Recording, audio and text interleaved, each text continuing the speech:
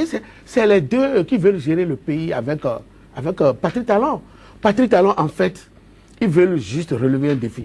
Ils veulent montrer au peuple qu'il est un homme sain. Il est un homme propre comparativement à ce que Yaya Boni est en train de discréditer, que Yaya Boni est en train de jeter sur Patrick Talon. C'est tout. Vous pensez que le type veut... C'est-à-dire que non, Patrick Talon n'est pas assoiffé de pouvoir. Il vient juste pour mettre les choses sur les rails et puis partir. Est-ce que vous avez jamais entendu, dans les thèmes de la coalition, Patrick Talon dit, dans son projet de société, il dit, je viens faire un seul mandat et je m'en vais. Un point tiré. Et ceux qui l'entourent, vous allez me dire aujourd'hui qu'on va douter de Irénée Koupaki. Il a fait ses preuves à la BCAO un peu partout et au gouvernement de Yaya Boni. Biotcharé, il a fait ses preuves à la BCAO et puis au gouvernement de Kérékou. Donc, c'est des gens qui ont une tête bien pensante. Donc, je ne sais pas pourquoi Yaya Boni a peur. Je ne sais pas de quoi Yaya Boni a peur. Et dans les termes de la coalition étaient clairs, il dit il n'y aura pas la chasse aux sorcières. Oui, mais donc, nous sommes sur un terrain politique et on n'y va pas pour se caresser. On se porte des coups et c'est de bonne guerre, non, M. Kempé? Non, au niveau de la coalition, il n'y a que des hommes, il y a des têtes bien pensantes. Hein. Je crois que vous prenez par exemple le président Sébastien Adjavon, vous prenez par exemple le président Talon Pascal, Talon Patrick, qui est en compétition aujourd'hui et que nous tous nous soutenons. Vous prenez par exemple Biotcharé, vous prenez par exemple le président Koupaki de Nouvelle Conscience. Vous pensez que ceux-là vont accepter que tout ce qu'on a écrit dans les termes comme quoi de la coalition, comme quoi il n'y aura pas la chasse aux sorcières, le lendemain on va remettre en cause. Ils ne vont jamais accepter ça. Moi-même qui suis ici, je suis chef d'un parti politique.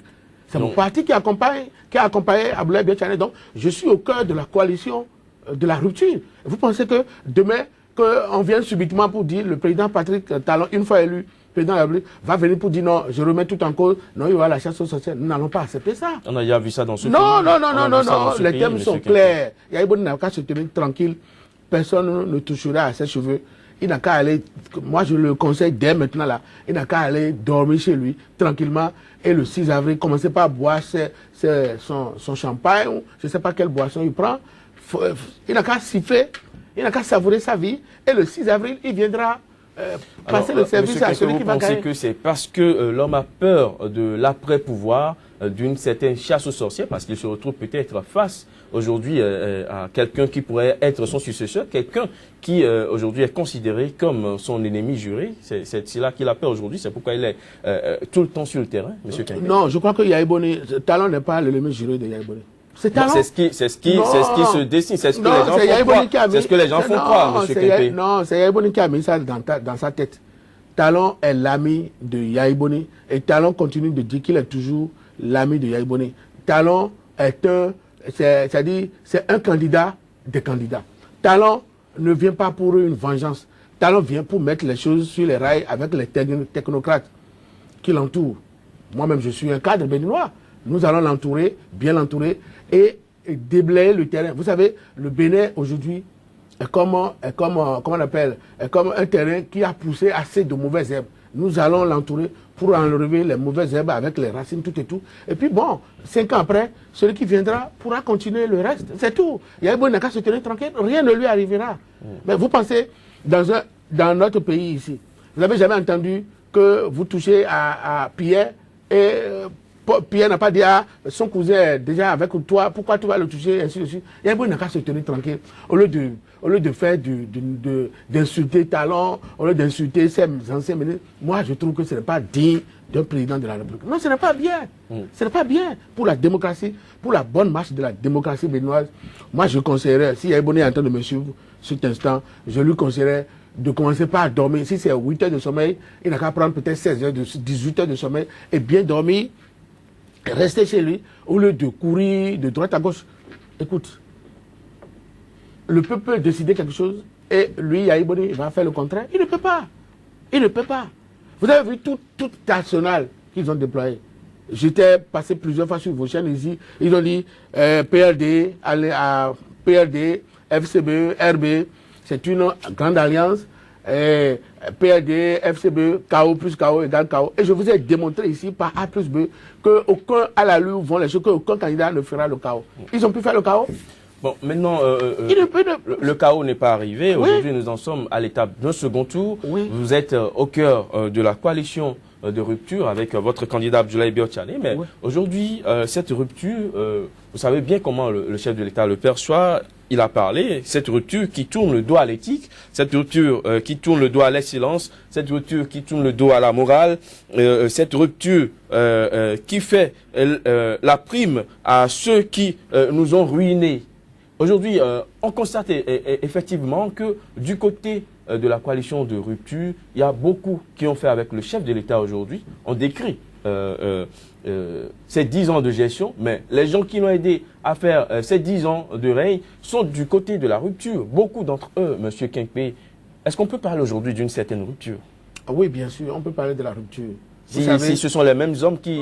On prend les mêmes et on recommence? Vous savez, nous, au niveau... Avant le premier tour des élections présidentielles, nous avions déjà formé notre coalition qui était déjà ferme, les conditions étaient déjà, toutes les conditions étaient déjà décrites. Mais après le premier tour, si les collaborateurs d'hier de Yaya Boni rejoignent la troupe, vous pensez qu'on on va les chasser? Non. Nous, on dit en politique, il n'y a pas de soustraction, il n'y a pas de division. Il n'y a que l'addition et la multiplication. Donc si les collaborateurs de Yaya Boni rejoignent la troupe, nous allons leur dire non, ne venez pas. Non, nous au niveau de la coalition, d'ailleurs, c'est pour ça que j'ai dit au début de mon émission que nous, il y a eu plein de mauvaises herbes qui ont entouré le Bénin. Nous venons avec la hache et coucoupe, avec le président Talon, on veut débrayer le terrain et fertiliser le terrain. Pourquoi pas? Pour que ce qu'on va semer désormais soit de bonnes graines, c'était tout. Aujourd'hui, si Yaya Boni trouve que ceux qui étaient avec lui hier ont retrouvé que c'est la vraie rupture chez nous. C'est la vraie, oui, c'est la vraie rupture. Je rappelle que vous-même vous étiez du côté du président Boni Yayi, M. Kenkpe. J'y étais, aujourd'hui non. J'y étais, mais aujourd'hui non. Vous savez, si vous voulez, vous pouvez m'autoriser à faire une parenthèse par rapport aux anciens collaborateurs de Yaya Boni qui ont rejoint la troupe. Lorsque vous êtes dans un bus, vous arrivez à une destination où le conducteur de bus conduisait tellement mal, vous lui parlez, il ne vous écoutez pas. Certains parmi eux, parmi les passagers, ils font peut-être exprès dire, nous avons envie de faire pipi, oh chauffeur, pardon, le chauffeur Macaré. Mais ils sont obligés de descendre et prendre leur route. Mais c'est ça qui se passe. Donc c'est ce que vous avez fait, M. Kenkpe? Oui, c'est ce qui se passe avec Yaya Boni. Vous avez forcé à marquer l'arrêt? Oui, on a forcé Yaya Boni à marquer l'arrêt et puis bon, on lui a tourné dos. Parce que le type, écoutez, vous êtes chef de file, vous ne voulez écouter personne, c'est votre argument seul qui passe. Vous n'avez jamais vu dans un pays, est-ce qu'on peut gérer un pays comme ça? C'est pas possible. On a vu le président passer ici. Le président Soglo, après les forces vives de la nation, il a fait 5 ans. Il a fait ce qu'il a pu. Kérékou est revenu. Il a fait 10 ans. Il a fait ce qu'il a pu. Vous allez me dire que Soglo n'écoutait pas ses conseillers. Vous allez me dire que le président Kérékou n'écoutait pas ses conseillers. Mais c'est le contraire qui se passe chez Yaya Boni. Pourquoi Yaya Boni même devait analyser pour dire, mais pourquoi tous ceux qui étaient mes collaborateurs hier m'ont lâché? Pourquoi? Ça veut dire que Yaya Boni a un comportement qui ne plaît pas. Il vous jette la pierre, il dit que c'est vous qui avez ruiné le pays. Non. Moi, de toute façon, j'ai été un simple conseiller de Yaya Boni. Et moi, j'ai tourné dos à Yaya Boni depuis 2009. J'ai tourné dos, je suis devant ce que je dis ici, ça m'engage. J'ai tourné dos à Yaya Boni depuis 2009 à la suite d'une confrontation. Laquelle? Non, ça c'est un secret présidentiel. Je ne peux pas dévoiler ça sur les caméras. Mais moi j'ai tourné dos à Yaya Boni, je suis parti. Donc, vous savez, c'est comme vous êtes avec votre père. Vous lui dites, papa, non, ne faites pas ça. Si vous faites ça, là, ça ne marchera pas. Si vous faites ça, votre foyer, vous allez perdre votre foyer et votre papa ne veut pas écouter. Donc, vous êtes obligé de tourner dos à votre papa. C'est ce que moi j'ai fait avec Yaya Boni. Je suis parti et je n'ai eu aucun intérêt avec Yaya Boni. Je défie quiconque qui viendra me dire le contraire. Et même, je ne suis pas resté avec les ministres qui ont rejoint la coalition de la rupture. C'est sûr que les membres de son gouvernement, ceux qui étaient membres de son gouvernement hier, qui lui ont fait dos, c'est sûr qu'ils ont eu les mêmes problèmes aussi. Si vous parlez à votre président de la République, vous êtes ministre, vous dites, ah, monsieur le président de la République, vous m'avez confié tel ministère à gérer. Bon, écoute, je gère de telle façon. Le président dit, non, c'est comme ça que je veux que tu gères. Et que le type tourne dos et dit, moi, il démissionne, il va. Où est le problème? Ah non, là, tous ceux qui nous ont rejoints, c'est avec eux qu'ensemble, nous allons gérer le pouvoir les 5 ans, les 5 prochaines années à venir. Nous allons gérer avec le président Talon. Vous n'êtes pas sans savoir qu'avant les élections, qui peut croire qu'avant les élections, l'honorable candidat Zanaï a dit que tout ce qui reste, c'est les formalités, mais que tout est déjà prêt, que c'est Talon qui ira prêter ses pas. Qui peut croire à ce que l'honorable Zanaï a dit? Vous savez, comme j'ai toujours l'habitude de dire, le pouvoir est divin. C'est écrit que le 6 avril 2016, c'est Talon qui prêtera ses mains. De toute façon, nous, au niveau de la coalition, nous ne sommes pas là pour insulter les gens. Nous ne sommes pas là pour distribuer de l'argent, mais nous avons des objectifs clairs. Les objectifs clairs, c'est de relever le défi. Vous avez vu la situation économique du Bénin aujourd'hui? Elle est chaotique. On va y revenir, Monsieur Kingpé. Honoré Benjamin Naoumé, restez avec nous sur ce plateau.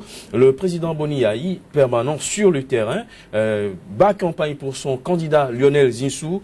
Il parle de cette rupture, il jette la pierre à cette rupture. Il dit que ce sont ses anciens compagnons qui l'ont aidé dans sa gestion, qui ont ruiné le pays, qui aujourd'hui se retournent du côté de la rupture, et que cette rupture constitue un poison pour le peuple béninois. Non, au moment où Boni Yayi était en campagne pour le premier tour, parce qu'il a fait campagne pour le premier tour correctement dans certaines localités, il est carrément allé s'asseoir dans certaines localités. Mais en ce moment où il faisait le tour du Bénin, je dirais, Pascal Irénée Koupaki n'était pas mauvais. Le président de la République, lui-même, il a parlé brillamment de Pascal Irénée Koupaki en période de campagne. Donc ça veut dire qu'il espérait un peu qu'au second tour, que Pascal Irénée Koupaki accompagne son candidat. Mais comme Pascal Irénée Koupaki a changé de bord, il trouve que cette rupture est mauvaise. Si tous ceux qui se sont retrouvés du côté de la rupture, je vous dis du côté de la rupture, étaient restés avec Boni Yayi, la rupture ne serait pas mauvaise. La preuve aujourd'hui, eux-mêmes ils sont obligés de changer d'expression. C'est là où c'est encore triste. On dit, c'est le candidat de la vraie rupture. Un candidat, Lionel Zinsou, il faut le dire, je pense quand même qu'ils ont fait un mauvais casting depuis le début. Parce que eux-mêmes, ils se sont rassemblés, ils ont dit qu'ils sont dans la continuité. Après, ils ont changé, ils ne sont plus dans la continuité, ils sont dans la rupture dans la continuité. La rupture dans la continuité, ils ont loué des logos, le PRD et choses, ils ont jeté des fleurs à des candidats. Aujourd'hui, ils sont obligés, il y a un parti qui aujourd'hui a carrément utilisé l'image du président, l'ancien président Mathieu Kérékou. On a fait un montage, on met Mathieu Kérékou à côté, qui pointe du doigt Lionel Zinsou, alors que moi, je n'ai jamais vu les deux hommes ensemble une fois dans le passé. Et aujourd'hui, on dit que c'est... non, Mathieu Kérékou nous indique le chemin, la vraie rupture, c'est Lionel Zinsou. Je crois qu'il y a des détails. Il y a des détails qui ont manqué tout au long du parcours. Aujourd'hui, ils sont obligés de dire c'est le candidat de la vraie rupture. Non, on pouvait trouver une autre expression pour parler de rupture. Et non aller cloner de ce que les autres ont inventé. Je pense que le chef de l'État est peut-être en train de jouer son rôle. Mouiller le maillot, c'est un choix. Il a préféré ne pas rester à la maison pour observer et donner des instructions. Mais nous connaissons bien Boni Yayi depuis le début. C'est quelqu'un qui a préféré le terrain que les bureaux pour réfléchir. Donc même on traite les dossiers de la nation devant les caméras dans les rues. Donc c'est le style Boni Yayi. Donc ce n'est pas les quelques jours qui restent ou bien les moins de 2 semaines qui restent qui vont faire que le Bénin va s'écrouler. Le Bénin a eu des difficultés sous Boni Yayi, il faut le reconnaître. Il a fait quelques efforts, mais quand même pour le maximum. Mais là où moi je ne suis pas d'accord avec Boni Yayi et avec ses sbires, c'est qu'on est en train de déplacer le débat sur le plan de la religion. Et c'est là où moi je ne suis pas du tout rassuré. On peut faire campagne, on peut dire tout ce qu'on veut de Patrice Talon, on peut vanter les qualités de Zinsou, on peut dire tout de la rupture, mais jamais on ne doit cautionner une guerre de religion dans notre pays. On a entendu le chef de l'État hier à Tchaourou. Il parle de Banamé, il faut oser le dire. Il accuse Banamé de perturber la paix, de menacer les autres religions. Alors que je crois que ça doit être dans l'Ouémé, hein, dans l'Ouémé, ça doit être à Djongou et autres pour la descente du chef de l'État. Mais on sait quand même qu'il sillonne parce qu'il était même dans le zoo avec pratiquement le même discours. pratiquement le même discours sur la religion. On parle de Gbanamé. Mais je ne vois pas le problème. Pourquoi on doit parler de Gbanamé?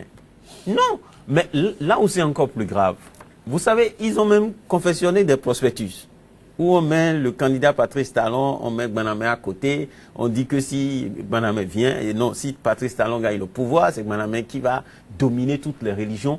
Je pense qu'on est en train de tirer le diable par la queue.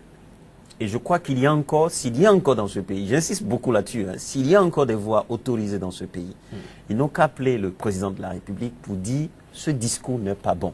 Nous sommes dans un pays laïque où les gens sont libres d'appartenir à telle ou telle religion. Parce qu'on a dit dans ce pays que l'Église catholique a appelé à voter Zissou. La conférence épiscopale a été obligée de monter au créneau pour dire jamais. Ça n'a pas été donné. Au même moment, on dit à côté que voilà, la religion de Patrice Talon, c'est Gbanamé. Donc si Patrice Talon gagne les élections, Gbanamé va dominer. Comment on peut dire ça au Bénin? Nous sommes en 2016 quand même.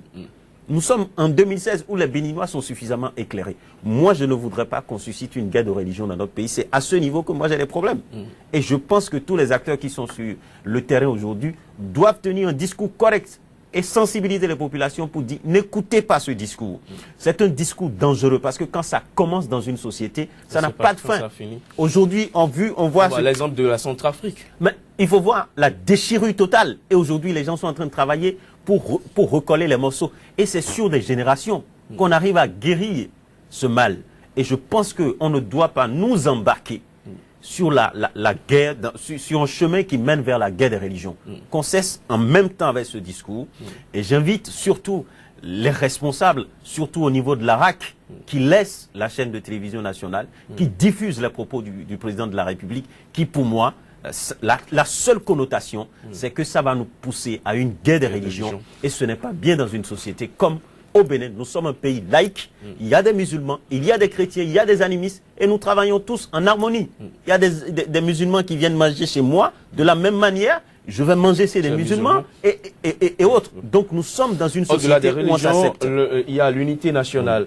Monsieur Quimpe, vous qui avez été avec le chef de l'État, on savait qu'il était entouré d'évangéliques qui lui apportaient régulièrement leur soutien, le corps du Christ, on s'en souvient, mais ça n'a pas causé autant de dégâts.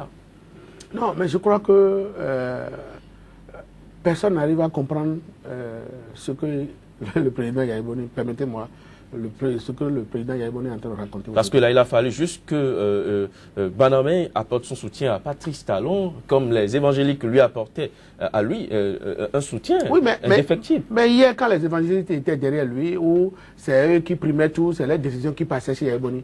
Mais personne n'en a fait cas.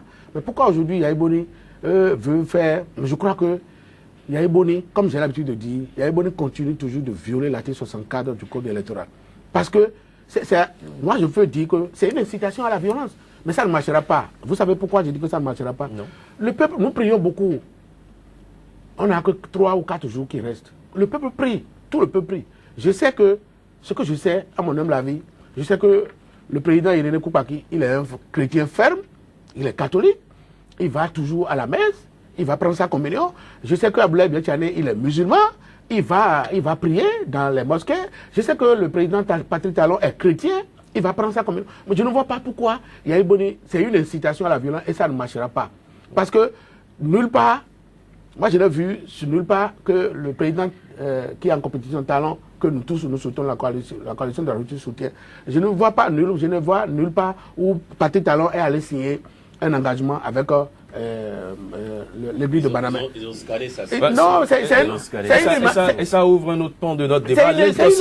L'intoxication qui a occupé une part très active dans ce processus électoral. Ça a quitté là où c'est plus dangereux. C'est une intoxication. C'est que ça a quitté les réseaux sociaux pour venir dans la réalité. Dans la réalité, maintenant, dans la bouche d'un chef de l'État, un président de la République, garant de la souveraineté, vous voyez qu'il y a quelque chose qui ne va pas. Moi, je crois que la HACOM, normalement, comme l'a dit Honoré Naoum, la HAC devait interdire à l'ONTB tout de suite toute diffusion des propos haineux, des propos incitant à la violation de Yahya Boni. L'ONTB doit suspendre tout de suite. Parce que ce n'est pas bien. Ce n'est pas bien pour notre pays. Je crois que, je ne sais pas, Mais je crois que le Yaya Boni, vous savez, il a raison. C'est le dernier soubresaut de Yaya Boni. Donc laissez-le quand même crier un peu. Vous pensez? Oui. Le dernier soubresaut. Non, c'est le dernier Il soubresaut. peut sillonner tout le Bénin pour tenir son discours. Mais qu'il Mais évite. pas relayer. On Mais ne doit pas pas relayer, c'est relayer ça. des propos pareils. S'il dit ce des n'est pas propos bon. haineux, incitant à la violence, que l'ORTB supprime ça au lieu de diviser. Je crois, maintenant là, j'accuse le directeur de l'ORTB, Stéphane Todomé. C'est lui, ce n'est pas Yaya Boni, mais c'est lui qui fait incitation à la violence. Parce qu'il y a des propos. Tout ce que les gens ont recueilli sur le terrain, quand ça vient, lui, en tant que directeur de la télévision, il doit regarder d'abord avant de dire de diffuser ça. Pourquoi il va autoriser la diffusion intégrale? Non. Ça, ce n'est pas. Moi, je n'accuse pas Yaya Boni, mais j'accuse le directeur de la télévision, de l'ORTB. Stéphane, oui, bien sûr. Parce que non, c'est lui qui incite, qui fait une incitation à la violence. Parce que vous savez que Yaya Boni, durant les 10 ans, n'a fait que violer la constitution de notre pays et violer l'article 64. Il n'est pas en compétition. Pourquoi il est tout le temps en campagne? Mais vous avez vu le premier tour, vous avez vu. Yaya Boni, il est étonné des résultats. Avec tous ces arsenals-là, avec tout ce qu'ils ont mis. Alors que nous n'avons pas de moyens. Mais pourtant, c'est le peuple qui décide. Aujourd'hui, c'est le peuple. Et le peuple est mûr. Le peuple veut une rupture. La rupture totale, ce n'est pas avec le candidat Léon Zessou, mais c'est avec le président Patrick Talon.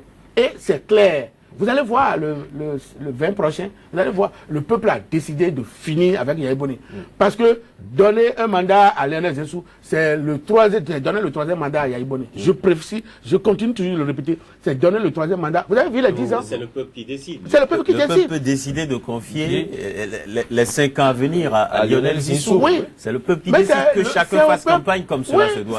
C'est au peuple de décider. Mais pourquoi Yaya Boni de quoi Yaya Boni se mêle? Yaya Boni n'a plus le droit de faire. C'est son candidat. Non, c'est son candidat. Mais comme vous avez aussi un candidat. Nous avons notre candidat. Et je sais que le 20 prochain, le peuple va décider comme il a déjà. Puisque si le peuple n'a pas décidé, il ne peut pas nous amener au deuxième tour. Vous avez vu, est-ce qu'il y a eu de bruit autour de nous avant que le président Patrick Talon ne vienne au deuxième tour? Aujourd'hui, le 20 prochain, vous allez voir, le peuple veut une libération. C'est-à-dire, le Bénin a été capturé. Le Bénin a été capturé et est en train d'être dévoré. Le peuple veut que le Bénin soit libéré totalement des mains des capteurs. Et c'est pour ça qu'ils ont choisi le président Patrick Talon. Et je suis sûr que le 20 prochain, le peuple va faire. Vous allez voir le score que nous allons faire. Vous allez voir. Alors, M. Kenkpi, il y a un autre phénomène qui s'observe depuis quelques jours, 2-3 jours déjà. Les attroupements bizarres devant la présidence de la République, on fait des rangs. Et selon nos petites investigations, c'est qu'il y a de l'argent qui se distribue dans le cadre des élections. Nous avons fait nos investigations, c'est ce qui a été dit. Vous avez vu, vous êtes journaliste. Moi, je suis qu'un observateur de la vie politique, je suis un acteur politique. Vous avez vu ce que Yaya Boni fait de notre pays? Est-ce que Yaya Boni fait ridiculiser l'institution qui est le président de la République, la présidente de la République? Moi, j'ai travaillé avant à la présidence. Mais c'est ce qui se passe aujourd'hui. Je n'ai jamais vu nulle part. Dans aucun pays de la sous-région. Même en Afrique de l'Est. Ça ne se passe pas comme ça. Aujourd'hui, à la veille d'une élection présidentielle. Une élection très importante. Et les émigrants s'alignent. Les bonnes dames s'alignent. Et ils disent, enfant, permettez-moi de dire, Nyekoiche. Est-ce que c'est normal ça? Devant une grande institution qui est la présidente de la République. Vous voyez ce que Yaya Boni fait? Vous savez, peut-être que, bon, lui, Yaya Boni est un évangéliste. Il est d'une église évangéliste. Peut-être que ses pasteurs lui ont dit, bon, faire l'aumône. C'est de l'aumône que c'est le dernier aumône que Yaya Boni est en train de faire. Certainement. C'est ce que je peux dire. Parce que sinon, comment peut-on croire qu'on demande aux gens de s'allier, ils viennent et on leur donne de l'argent? L'argent que les gens prennent là, ça servira à quoi? Oui, c'est l'argent du peuple. Et vous voyez comment le peuple souffre. Vous n'avez aucune preuve à ça, que c'est l'argent du peuple. Mais l'argent que Yaya Boni distribue, il a eu l'argent là-haut. Ben, l'argent, ça se distribue. Beaucoup de candidats en ont distribué, mais ce n'était pas l'argent du peuple. Non. Quel candidat a distribué? Aucun candidat. Moi, je n'ai vu aucun candidat distribuer. Vous avez vu lors des élections présidentielles du premier tour. Moi, c'est Sébastien Adjavon. Tout ce qu'il a eu, ce n'est pas facile. Pas la sueur de son front qu'il a eu. Est-ce que Sébastien en a distribué? Vous avez vu les gens, vous avez vu des attroupements au niveau du domicile du président Sébastien Diavant avant, et on dit, venez prendre ça, mais venez prendre tel. Non. Vous avez vu des attroupements comme ça au domicile du président Hélène Koubaki? Non. Vous avez vu des attroupements comme ça au niveau du domicile du président Abdoulaye Biachane? Non. Est-ce que vous avez vu de pareils attroupements au niveau du domicile du président Patrick Talon, que nous soutenons tous aujourd'hui? Non. Écoutez, vous êtes béninois, oui ou non? En 2006, Yaïboni était venu comment? C'est des gens qui l'ont aidé à venir au pouvoir. Mais aujourd'hui, Yaïboni avait l'argent quand il venait au pouvoir. Il ne peut pas, comme j'ai dit, Yaïboni n'a pas le droit de donner un copain à X ou à X personnes, parce que s'il sort un franc, si c'est à la présidence de la République que Yaïboni sort un franc, c'est l'argent de l'État. Il n'a pas le droit de sortir l'argent, c'est les ressources de l'État. Yaïboni n'a pas le droit de sortir les fonds et distribuer. S'il a tant d'argent, il n'a qu'à demander à tous les Béninois, alors, tout en temps confondu, bon, je mets tel montant sur tel compte, aller dans telle banque, orienter les gens, que de donner de l'argent aux émidiamans, aux bonnes dames c'est ça qui va changer la mentalité des Béninois. Les gens sont marqués. Les 10 ans de Yaïboni, ça ont marqué les gens négativement. Donc les gens sont fatigués. Au moins 28% de la population sont encore d'accord avec lui. Honoré Benjamin Naoum, attroupement bizarre devant la présidence de la République. Il paraît que c'est de l'argent qui se distribue de ce côté-là dans le cadre des élections pour soutenir le candidat Lionel Zinsou. C'est ce qui se dit par ceux qui se sont attroupés devant cette présidence de la République, et dire que au lendemain du premier tour, MTN et Move ont été pointés du doigt comme quoi ils ont été des plateformes qui ont servi à cela. Non, quand ce n'est pas en ma faveur, c'est mauvais. Donc je crois que c'est la règle. Quand moi je fais, ce n'est pas mauvais. Et surtout quand ça vient du camp du président de la République, ça veut dire qu'on peut l'accepter, on peut cautionner. On l'a subi pendant 10 ans. Vous savez, les bonnes dames qui vont s'aligner, peut-être c'est des gens qui travaillent toute une journée et qui n'arrivent pas à avoir un bénéfice de 200 ou de 500, mais à qui on dit venez vous aligner, vous êtes en mesure d'avoir 5 000 francs. Vous pensez que les bonnes dames ne vont pas aller chercher les ressources? Mais ne vous inquiétez pas. Si c'est l'argent du pays qui est distribué de cette manière, ils vont en répondre. Ils vont en répondre. Aujourd'hui ou demain, ils vont en répondre. Tout simplement. Parce que on ne peut pas prendre l'argent et distribuer de cette manière. Ce qui est investi en période de campagne dans notre pays, je peux vous dire que ça peut créer au moins 100 entreprises solides. Quand je dis solide, c'est qu'une entreprise digne du nom pouvant recruter des Béninois qui vont travailler. Mais l'argent est investi comment? Directement dans la consommation. On prend l'argent, c'est pour aller acheter tomates au marché d'Antokpa. Alors que si on mettait ces ressources-là ensemble, tout ce qui est distribué d'avant-hier, hier à aujourd'hui,